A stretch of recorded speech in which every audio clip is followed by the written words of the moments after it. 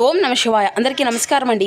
ఈరోజు ఈ వీడియో ద్వారా మేష రాశి వారి యొక్క జాతక ఫలితాల గురించి తెలుసుకుందాం. వీరి యొక్క జీవితానికి సంబంధించినటువంటి ప్రధానమైనటువంటి అంశాలు ఏమిటి, అదేవిధంగా మే 24వ తేదీ ఆదివారం రోజున సూర్యుడు పడమరకు వాళ్తున్నటువంటి వేళ గడియారంలో ముళ్ళు సరిగ్గా 4:30 తాకకముందే మీ జీవితంలో ఒక అగ్ని పరీక్ష అనేది ఎదురు కాబోతుంది. మీరు చేయనటువంటి తప్పుకు మీరు ఏ మాత్రమూ కూడా సంబంధం లేనటువంటి విషయానికి మీరు నిందలు పడబోతున్నారు. సమాజం ముందు మీ యొక్క నిజాయితీ నిరూపించుకోవాల్సినటువంటి క్లిష్టమైనటువంటి సమయం ఇదని చెప్పాలి. అసలు ఆ యొక్క అపనిందలు మరి వేసేది ఎవరు, మరి ఆ యొక్క 4:30 ఏం జరగబోతుంది, ఈ గండం నుండి మీరు ఎలా బయటకు పడాలి, ఈ వీడియోని మాత్రం స్కిప్ చేయకుండా చివరి వరకు చూడండి. ఎందుకంటే ఇది మీ యొక్క ఆత్మగౌరవానికి సంబంధించినటువంటి ఒక పెద్ద హెచ్చరిక లాంటిది మిత్రమా. అసలు దీని అంతటికీ గల కారణం ఏమిటో ఇప్పుడు వివరంగా తెలుసుకుందాం. ప్రతి ఒక్కరి జీవితంలో ఎన్నెన్నో సమస్యలు, ఎన్నెన్నో ఇబ్బందులు, ఇటువంటి సమస్యలతో బాధపడుతూ ఎక్కడెక్కడ జ్యోతిష్యం చెప్పించుకొని నిరాశ చెందినటువంటి వ్యక్తులు అయితే చాలామంది ఉండుంటారు కదండి. మరి ఇటువంటి వారి అందరికీ కూడా శ్రీ దుర్గాదేవి యొక్క దివ్య ఆశీస్సులు జ్యోతిష్యం చెప్పబడండి గురువుగారు శివరామదాసు స్వామి గారు. మనం ఎక్కడున్నా ఉన్న చోటనే ఉన్నటువంటి మన యొక్క గురుగారిని అయితే ఒక చిన్న ఫోన్ కాల్ ద్వారానే కాంటాక్ట్ అవ్వచ్చండి. మన గురుగారి యొక్క కాంటాక్ట్ నెంబర్ వచ్చేసి 7989049722. మీకు అది ఏ విధమైనటువంటి సమస్య అయినా కావచ్చండి. దానికి తగినటువంటి మంచి మార్గాన్ని మన యొక్క గురుగారు అయితే విత్ ఇన్ డేస్లోనే మీకు అయితే తెలియపరుస్తారండి. మీ యొక్క ముఖ కవళికలు, ఫోటో చేయి, గోత్రం ఆధారితంగానే మీకు ఉన్నటువంటి సమస్యలకు మంచి మార్గాన్ని అయితే మన యొక్క గురువుగారు మీకు అయితే తెలియపరుస్తారు. అదేవిధంగా మన యొక్క గురువుగారి గురించి చెప్పాలి అంటే స్త్రీ పురుష వశీకరణం చేయడంలో ఎటువంటి రకమైనటువంటి సమస్యలకైనా మన యొక్క గురువుగారి దగ్గర మీకైతే 100% శాశ్వత మార్గం అయితే మీకు ఖచ్చితంగా లభిస్తుందండి. సమస్య మీది పరిష్కారం మన యొక్క గురువుగారిది. నమ్మకంతో ఒక్కసారి ప్రయత్నించి చూడండి. మన యొక్క గురువుగారిచే లబ్ధి పొందినటువంటి వ్యక్తులు కూడా చాలామంది ఉన్నారు. చుక్కచారి చూడండి, ఖచ్చితంగా మీకున్నటువంటి సమస్యల నుండి మీకు మీరుగా బయటపడినటువంటి వ్యక్తులు అవుతారు. ఇక ముఖ్యంగా వివరాలకు వస్తే కనుక మేష రాశి అనేది రాశికల్లోని మొదటి రాశి. అశ్విని నక్షత్రం 1, 2, 3, 4 పాదాలు, భరణి నక్షత్రం 1, 2, 3, 4 పాదాలు, కృతికా నక్షత్రం 1వ పాదంలో జన్మించిన వ్యక్తులు ఈ యొక్క మేషరాశి పరిధిలోకి వస్తారు. ఈ యొక్క మేషరాశి అధిపతి కుజుడు. ఇక ముందుగా వీరి గురించి చెప్పాలంటేనండి, వీరు సహజంగానే న్యాయానికి, ధర్మానికి కట్టుబడి ఉంటారు. వీరు అబద్ధం చెప్పడానికి ఏ మాత్రము కూడా వీరు అసలు ఇష్టపడరని చెప్పాలండి.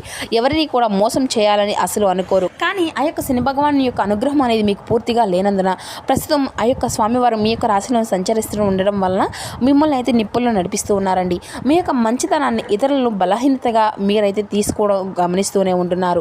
మీరు అందరినీ కూడా నమ్ముతారు అదేవిధంగా నమ్మి మిమ్మల్ని దోషిగా నిలబెట్టేటువంటి ప్రమాదం కూడా మీకైతే ఖచ్చితంగా కనబడకపోలేదు. కాబట్టి ముఖ్యంగా గత కొన్ని వారాలుగా మీ యొక్క ఆఫీస్లో కానీ లేదంటే కుటుంబంలో కానీ కొన్ని తప్పులు అయితే జరుగుతూ వస్తున్నాయి. ఆ యొక్క తప్పులకు మీకు ఎటువంటి సంబంధము అనేది లేదు. కానీ ఆ సమయంలో మీరు అక్కడే ఉండడము లేదంటే ఆ యొక్క వ్యవహారంలో ఒక మధ్యవర్తిగా వ్యవహరించడము ఇప్పుడు మీకు శాపంగా మారి మౌనం అర్ధ అంగీకారం అన్నట్లుగా మీకు పడినటువంటి మౌనాన్ని, మీరు పడుతున్నటువంటి మౌనాన్ని కొందరు ఆసరాగా తీసుకొని మొత్తం మీద నిండుగా మీ పైన నెట్టివేయాలనేసి మరి అంతా కూడాను స్కెచ్ వేసుకున్నటువంటి సందర్భంలో మీకు ఊహించిన విధంగా ఈరోజైతే అర్థమవుతుంది.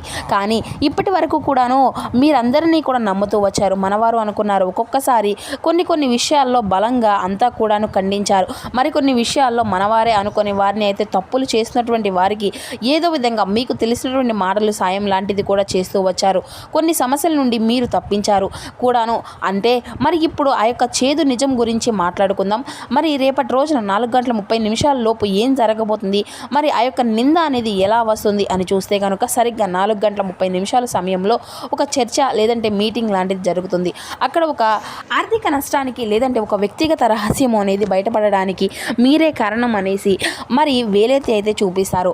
ఆ అంతా కూడాను చేయడానికి తప్పక శిక్ష అనేది అది అంతా కూడా మీరే చేయాల్సి సంకేతము అంతా కూడాను మీరే చేయనటువంటి సంకేతం కావచ్చు, లేదంటే మీరు అన్నటువంటి మాట కావచ్చు, నీవే అన్నావు కదా అనేసి అప్పుడు చెప్తామనేసి నమ్మకంగా అబద్ధం అనేసి చెప్పేటువంటి వ్యక్తి మీకు ఈ సందర్భంలో ఊహించిన విధంగా ఎదురవుతారు.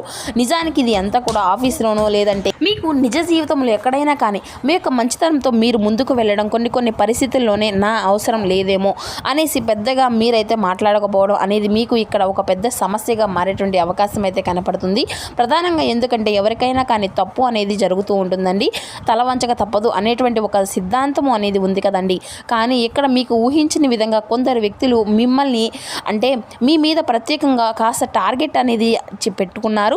మిమ్మల్ని ఎలాగైనా సరే మానసికంగా దెబ్బ కొట్టాలనేసి మీరు చేసినటువంటి పనుల్లో అడ్డుకోవాలి, లేదంటే మీరు ఏదో ఒక రకంగా నష్టాన్ని కలిగించే విధంగా ఒక ఉద్దేశంతో వారైతే ప్రధానంగా ఈ యొక్క పరిస్థితిని బలంగా మీ ముందుకు తీసుకొస్తున్నారండి. దానికి మరికొందరు వ్యక్తులు కూడాను మరి దానికి సపోర్టుగా ఉండడము, వారు కూడా మిమ్మల్ని బ్లేమ్ చేయడము లాంటిది కూడా బలంగా జరుగుతూ ఉంటుంది.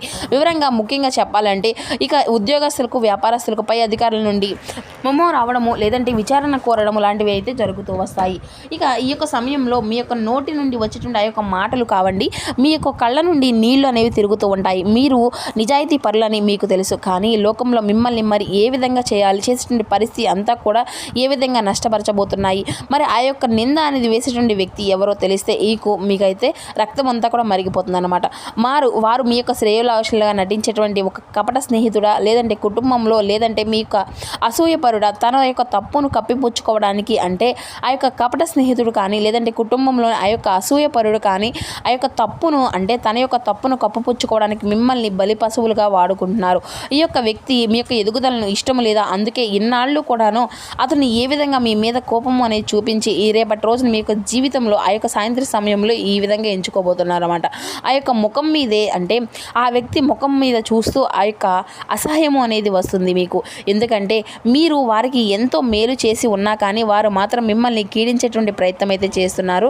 రేపటి రోజున ఈ యొక్క రాశి వారికి ప్రస్తుతం ఏళ్ళనాటి శని మధ్యకాలంలో నడుస్తుంది. దీనికి జన్మశని అంటారు కదండి. జన్మశని కాలంలో మనిషి గౌరవానికి హాని అనేది అంగీకారంగా నిందలు అనేది కలగడం చాలా సహజం. మధ్యాహ్నం మరి మీకు ఆ యొక్క సమయం అంతా తర్వాత ఊహించని విధంగా కలిగేటువంటి ఆ యొక్క సమస్య దీన్ని ఏ విధంగా విపత్తుగా కూడాను భావించేటువంటి పరిస్థితిగా బలంగా కనిపిస్తున్నాయి. అయితే ప్రధానంగా మీ యొక్క జీవితంలో దీనివల్ల కొన్ని లాభ నష్టాలు కూడా ఉండబోతున్నాయి మిత్రమా. అయితే ప్రధానంగా అందులోని ముఖ్యంగా మీ యొక్క జీవితంలో మరి గూళిక కాల ప్రభావంతో వల్ల నిందలు అనేవి బలంగా పడుతున్నాయి. శనిదేవుడు మిమ్మల్ని పరీక్షించి మీలో ఉన్నటువంటి సహనాన్ని బయటకు తీయాలని చెప్పేసి చూస్తూ ఉన్నారు. ఇది అంతా కూడా కర్మఫలంలో ఒక భాగంగా ఉండబోతుంది. ఈ యొక్క పరువుకు భంగం కలిగించవచ్చు. మనశ్శాంతి అనేది కోల్పోయి కొన్ని రోజుల పాటు నిద్ర లేనటువంటి రాత్రులను కూడా మీరైతే గడుపుతారు. అయితే ప్రధానంగా ఆత్మీయులు కూడా మిమ్మల్ని అనుమానించేటువంటి అవకాశం కూడా ఉంది. మరి లాభాలు ఏంటంటే మిత్రమా, ఈ నింద వల్ల ఒక మంచి అనేది జరగబోతుంది. మీ చుట్టూ ఉన్నటువంటి వ్యక్తుల్లో ఎవరు అసలైనటువంటి వారు, ఎవరు ముసుగు వేసుకున్నటువంటి వారు అనేది కూడా ఒక స్పష్టత అనేది మీకైతే అర్థమవుతుంది. ఈ గండం నుండి బయటపడ్డాక మరింత దృఢంగా మీరైతే మారుతారు. మరి భవిష్యత్తులో ఎవరిని కూడా నమ్మాలో మీకైతే ఒక పెద్ద పాఠంగా నేర్పడబోతుంది. అయితే మరి ప్రధానంగా మరి ఈ రోజున దీని నుంచి బయటపడాలి అంటే మీకు ఆ యొక్క అపనందల నుండి మీరు ఏ విధంగా విముక్తులుగా కావాలి అంటే ఖచ్చితంగా ఇదైతే పాటించే తీరాలి. శని త్రయోదశి లేదంటే శనివారం యొక్క నియమాలను అయితే ఖచ్చితంగా మీరైతే పాటించాలి. ఏంటంటే 3 నువ్వుల నూనె దీపాలతో స్వామివారికి అంటే శనికి దీపము అనేది వెలిగించి అభిషేకం అనేది చేయడము, లేదంటే హనుమంతుల వారిని దర్శించుకోవడం, హనుమాన్ చాలీసా పఠించడం వల్ల కూడాను శత్రువుల యొక్క కుతంత్రాలు అనేవి పటాపంచలవుతాయి. ఓర్పు పంటడము, నింద పడినటువంటి వెంటనే ఆవేశంతో అంతా కూడా అరవకండి. మరి ఈ యొక్క సమయం అంతా కూడా వచ్చినప్పుడు అయితే దాన్ని అయితే నిరూపిస్తాం అనేసి మౌనంగా ఉండండి. ఆ యొక్క అవకాశమే మిమ్మల్ని మరింత దోషిగా కూడా చూపించేటువంటి అవకాశం అయితే కనిపిస్తుంది. ఇక ఈ రోజున నల్ల వస్త్రాలు లేదంటే మినుముల దానం అనేది చేయడం వల్ల కూడా శని ప్రభావం అనేది తగ్గుతుందండి. ఇక ఈ యొక్క రాశి మిత్రులారా, బంగారం అనేది నిప్పుల్లో కాలందే మరి అంతా కూడా నల్లగా తయారు కాదు కదా. మరి రేపటి రోజున ఆ యొక్క సాయంత్రం సమయం అనేది ఎదురయ్యే ముందే ఈ యొక్క పరీక్ష అనేది ధైర్యంగా ఎదుర్కోండి. సత్యం ఎప్పుడూ కూడా నిలకడగా ఉంటుంది. అది ఆలస్యం అయినా కానీ మీకు వెలుగులోకి అయితే ఖచ్చితంగా వెలుగును చూపించే తీరుతుంది. మరి దేవునిపై భారము అనేది ఉంచి ముందుకు సాగండి, అంతా కూడా శుభమే జరుగుతుంది. మరి తెలుసుకున్నారు కదండి, రేపటి రోజున మీ యొక్క జీవితంలో జరగబోయేటువంటి మార్పులు అనేవి ఏ విధంగా ఉండబోతున్నాయి, ఏ దేవతారాధన మీకు శుభప్రదంగా ఉంటుంది, ఏ నియమాలు పాటించాలి, తీసుకోవాల్సినటువంటి జాగ్రత్తలు ఏంటి అనేది. సో మా వీడియో మీకు నచ్చితే కూర్చున్న లైక్ చేసి సపోర్ట్ చేయడం మాత్రం అసలు మర్చిపోకండి friends. Thank you for watching. Please support my channel.